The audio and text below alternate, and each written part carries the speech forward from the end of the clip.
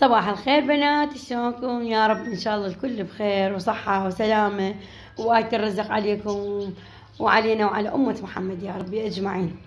بنوتات، أنا غيبة بس أجيكم فيديو يفيدكم، وثاني شيء اقتصادي ويفيد الفقير قبل اللي عنده فلوس ومرتاح.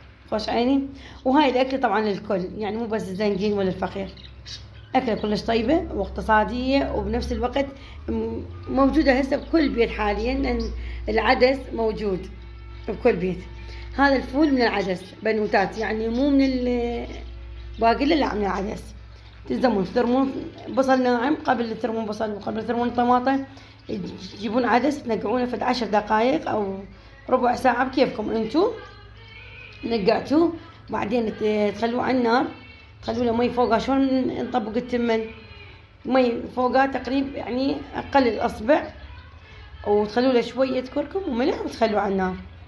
من يفور يستوي عندكم الطماطه مقشرينها، يعني شيلوا قشرها الفوق، او طماطه تبرشونها برش بكيفكم انتو، او ثرم ناعم كلش. خوش عيني. تثرمون بصل ناعم، تحمسون البصل بالزيت او زيت الزيتون اللي تحبونه انتو.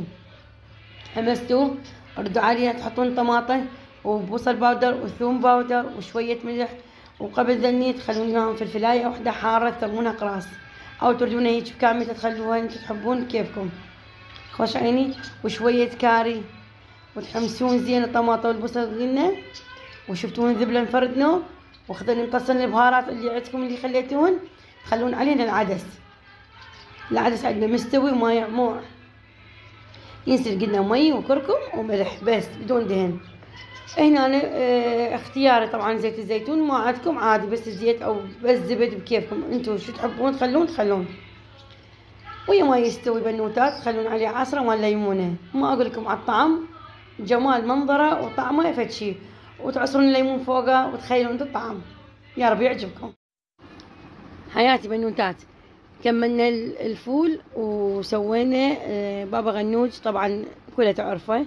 الباذنجان المشوي، تشوون الباذنجان تردون بالفرن او تردون على الطباخ او تردون بالتنور بكيفكم، بس قبل تشوونه زرفوه على مود الحرارة تدخل وين داخله، فيصير لكم يعني كله ما يعموع حطة واحدة.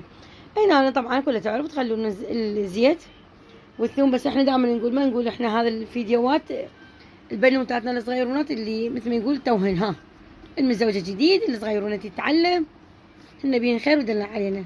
وهذني عاد تردون مقبلات او تسوون وجبة، ترى كل شيء يصير عاد، يعني عاد ترى باذنجان تشوونه ويا بوتيتا تقلاه وكباب او طماطة وخير من الله ويصير عشاء.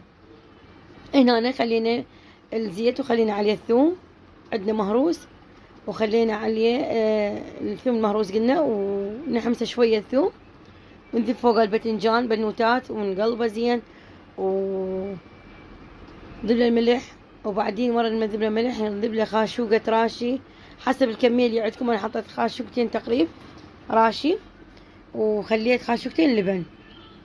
بنوتات، تثرمون الباذنجان من يشوي تردون تثرمونه ناعم او تهرسونه بمهراسة، يصير عندكم اطيب كانما المطاعم.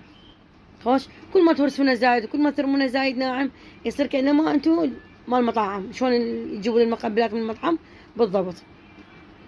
تحمسون الثوم وتحمسون عليه الباذنجان وتذبون شوية ملح وشوية لبن وش اسمه قلنا راشي وعصرة مال ليمونة، وبعدين تديروا بالماعين تخلون فوقها زيت الزيتون، ومليون ألف ألف ألف عافية.